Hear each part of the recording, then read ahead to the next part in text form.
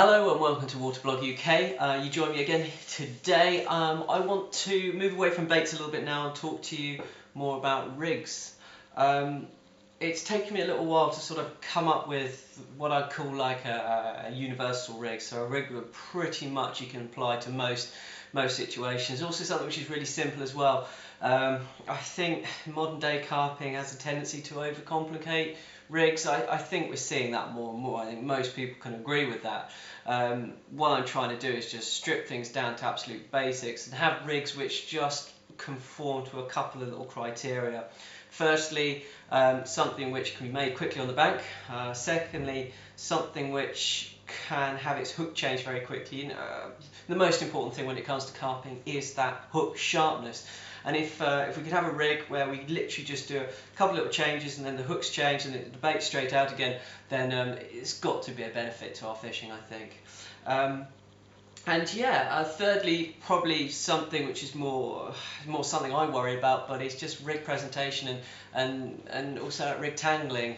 There are ways and means, even with very soft materials, to stop tangling, but I am really paranoid about it. So I like to use something which doesn't tangle, basically. And as I say, I've been using this rig for a long time now, and so far so good. I don't think I've had a tangle with it yet.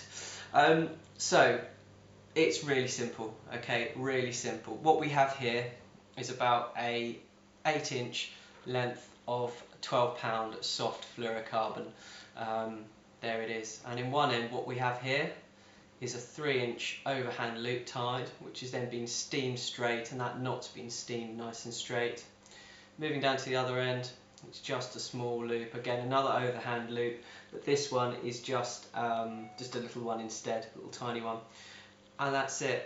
It's the rig in its essence right there. So what do I do with that? I always fish long shank style hooks. Let's pop one on now. This is one of the Corda size 6s here. So on the 3-inch loop, we just slide that hook on. So it goes through the eye, goes through the bottom of the hook, over the top, and under, tighten down, and there it is. So you see how that kicks there? You don't need to do anything about that. That is the perfect angle. That makes it a very, very aggressive hook when it comes to hooking in. You see it just turns very aggressively there indeed. Yeah, no need for any sort of shrink tubing or anything like that. And of course the beauty of that little setup there is that should I need to change the hook, I just slip it off, put on another hook. It could be a bigger hook, smaller hook, different pattern if I wished, and just pull it tight again, and it sits at that perfectly aggressive angle again. It's just simplicity itself. I love that, and because it's a fluorocarbon, you can fish that with a little bag. You can fish it as a single bait. The presentation is always going to kick away from the actual lead itself, so that very rarely is that going to get tangled. And then of course, yeah, so how else is it multifunctional? Well, firstly, you can use this with bottom baits, you can use it with pop-ups, you can use it with plastic baits. A presentation I really liked, a presentation that I used quite recently, is just to put a couple of false pieces of hemp seed on the actual shank itself there, just stopped with a little bit of silicone, and I'll show you how I set that up in a tick. But yeah, so a couple of tiny plastic baits, even 3 bits of hemp seed on the actual shank of the hook there. I'll show you a couple of presentations. What I'd like to do as well is once I make up the rig, we'll cut to a little section in the actual tank itself, just showing you how it works, just proof that this rig does actually work. So there we go. Let's start with a bottom bait. I'm just going to put the rig there. So one of the baits I made earlier there, little Boilie. Let's top it with a little bit of fake corn, why not? Just give it that little bit of extra appeal. So there we go. And what I do is I take about a 4-inch length of floss, normally brown, doesn't really matter too much, as long as it just sort of blends in nicely through the bait. Then just use a stop, standard stuff.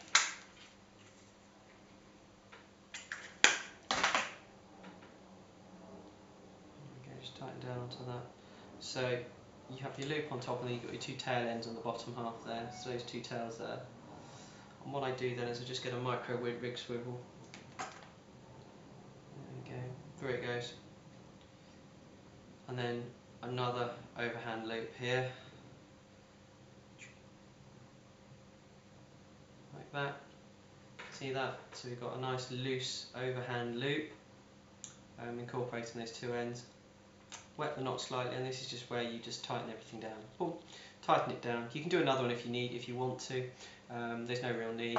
What you can do then, whoopsie daisies. What you can do then is just cut those ends short.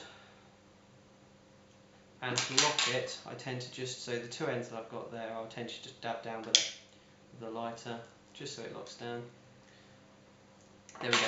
So what you can see there, again, if I just show you that against the back of my hand, you can see there's quite a lot of swivel on show there. So this is the trick that I use to hide the swivel. It just twists the top bait, and that will just twist the actual, that'll twist the floss itself, and as that twists, it just draws that swivel in. So I'm just doing that now, twisting. Everything locks down nicely. There's no risk that this is going to unwind in the cast or anything like that. So there we go, just to the point where I just want to bury about 2/3 of the body of the actual micro swivel itself. So you've still got that movement in the bait should you need it. So there you go, that's all ready to go. You can make these up beforehand, just have them in a glug, saves time on the bank, definitely. Simply take your rig swivel, over the hook it goes, and then all we need is a fine piece of silicone. You can use bait stops if you want, you can use little stops on the hook, but I just think that silicone just makes for a very slimline sort of setup there. Brilliant. And there you go. Okay, so here we have the first presentation that I just made up there. That's the bottom bait presentation. Let's see what it looks like and how it performs in the tank itself.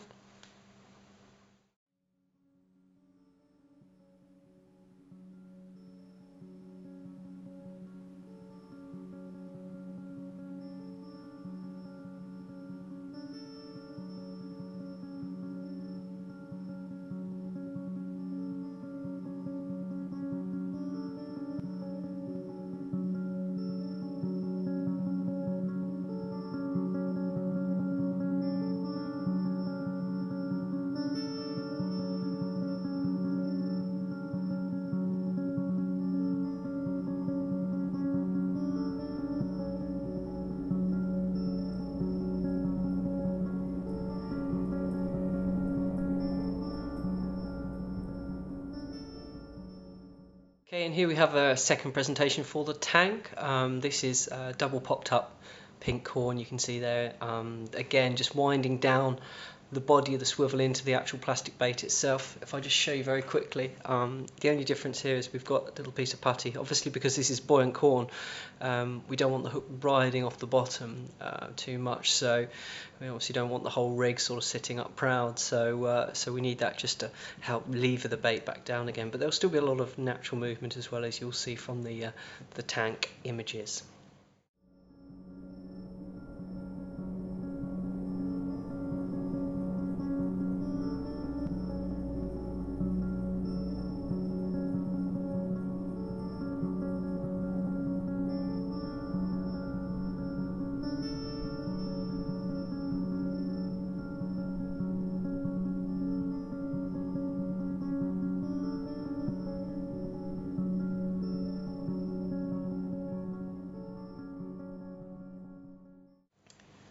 Okay, and here we have the third presentation. This is just with a pop-up boilie, basically.